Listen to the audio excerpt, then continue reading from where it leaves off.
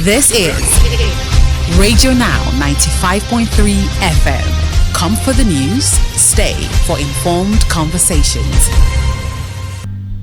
Hello and welcome to News Extra on Radio Now 95.3 FM Lagos. Today is the 7th day of the ongoing Esports World Cup holding in Riyadh, Saudi Arabia. Now, the games at the Esports World Cup consist of tournaments in such games as Call of Duty and features the best esports teams from across the world. Sadly, Nigeria is not represented at the games, and that's part of what informs our conversation this morning with esports consultant and the Secretary General of the Africa Esports Development Federation, Mr. Sayo Owolabi. Mr. Owolabi, welcome to News Extra, and I will start by asking, why is Nigeria not in Saudi Arabia? Good morning, Stephen. Thank you, and I'm glad to be on the show. Why is Nigeria not in Saudi Arabia? That would be because Nigeria does not have professional teams that play any of the titles that have been listed in this tournament. So let me first of all put it out there that these tournaments are being played by professional teams, not necessarily like traditional football World Cup, where it is played by national teams. So professional clubs are the ones being represented in the Esports World Cup. And to lay a bit of background, this Esports World Cup is like an advancement on Gamers 8, which was done for 2 years by the Saudis before they decided to now call it the Esports World Cup. So Nigeria needs to get to that point where we would have professional clubs that would gain recognition all year long. So it's not like you just come together and Shire, Steven, and a few other people come together and say, we're a team now. No, you get recognition over a period of time, then you can get to participate in the qualifiers, or even get an invitation. So there's the qualifier route, there's the invitational route to actually get to participate. So Nigeria is not at the stage yet. Mr. Owolabi, if I may, because I know that Nigeria has an esports federation, and this is something I think we covered it here on the station even just last year. So what exactly is stopping our federation from going ahead with, everything that you just mentioned? So the first thing would be the need for the federation to actually be the federation. So at the first instance, if we say Nigeria as a federation, is it recognized by the ministry yet? No. It's not recognized by the ministry yet. It has a recognition from the Nigeria Olympic Committee, yes, but the ministry has not made that move. We all know how these things are, tied together. They're intertwined together, and that's a bit of the challenge. But that should not even be what would hold those guys back. The supposed federation in place at the moment. If you put your plan in place, if you see the opportunities that are available there, especially looking at the fact that we have so many young people who are playing some of these games, then it means they can put the roadmap and the plan in place to start moving even before which comes to say, oh, we've endorsed you, or we've accepted you, or we've anointed you, whatever you want to call it. So I agree with you. What is holding them back is definitely not having a roadmap yet to say X, Y is being done. How do we plug our young people into this thing and creating that enabling environment, identifying communities and exposing these young people to it? That has not been done yet, unfortunately. And I'm hoping, like I said, the federation would wake up to the fact that this is our reality and they start making those moves. So I'm particularly, I will say that I'm very annoyed at some of the things you've said this morning. And my annoyance is this, that Nigeria cannot field a team to a World Cup that has a purse of $62.5 million. That's this year's purse. It sounds to me as though all my time spent playing Call of Duty has just been in vain.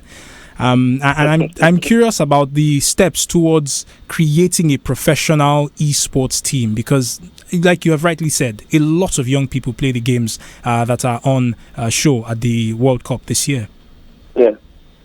So there's also this two part, and your annoyance is good, but can also be channeled in the side of taking one destiny to work them. Because the truth is, unlike, so I don't know if you know about the FIBA. So there was the FIBA Esports Championships, which is tied to the NBD, that's the federation. The Esports World Cup is not tied to any federation. So even if you had set up a professional team and you're building it step by step, you could still have been in Riyadh to play at the Esports World Cup because they are not banking on federations to bring the teams there. So I said they are professional teams, the Face Clan, the Fanatics, the countries where they come from. This country, and I think one is from Spain. To their federations there. Esports has not gotten to that point, and this World Cup is not fashioned in that light. So if professional teams, which we have teams, but they're not professional enough, there are a few criteria they needed to have met to be able to get to that point of playing the qualifiers and even being. So your annoyance can be channeled. That's annoyance for any other person who feels they want the team is to put that team together, playing, tournaments that get been identified on the global stage, and then they can get to participate in the Esports World Cup. Nothing is tied to the federation. And that's the beauty of the Esports World Cup. Like I told you, it's a private initiative by the Saudi Esports Federation. It's not by the Global Esports Federation, which I belong to, or the International Esports Federation, which is the other International Esports Federation out there. It's not any of those two, which deals with countries and member federations.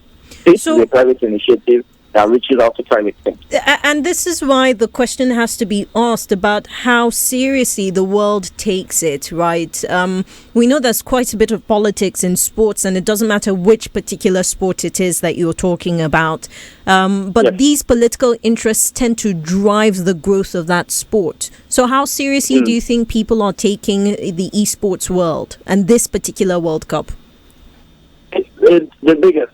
Like mentioned, it's the biggest apple out there for multiple titles. So the Esports World Cup is being taken seriously, and esports as itself is as serious as the Olympic Committee now planning an Olympic esports games, separate from the Olympic Games which we'll see this year. So that's how serious esports is. What is happening also, and that happened in Riyadh last year when we were there for the Global Esports Games, is the need to bring together the Global Esports Federation and the International Esports Federation. That will take a while because everyone has their different goals, their different visions, their different objectives. But that can happen soon, or may happen soon.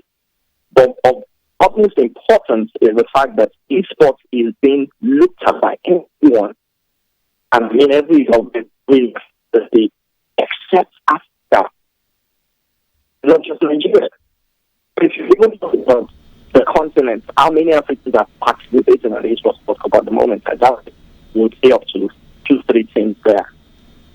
So it's being taken serious. Our continent, as usual, is always the latest comer to such party, but we're hoping we'll get there soon. Well, that's definitely a good note to end the conversation on. We hope to get there soon. News Extra this morning focused really on the ongoing Esports World Cup in Riyadh, Saudi Arabia. And our guest on the conversation is the Secretary General of the Africa Esports Development Federation, Mr. Shayo Obolabi. We ask that you stay tuned to your Beyond the News station, Radio Now 95.3 FM Lagos. Up next, we turn to the front pages of our dailies on the News Review. Do stay with us. This is Radio Now 95.3 FM. Come for the news, stay for informed conversations.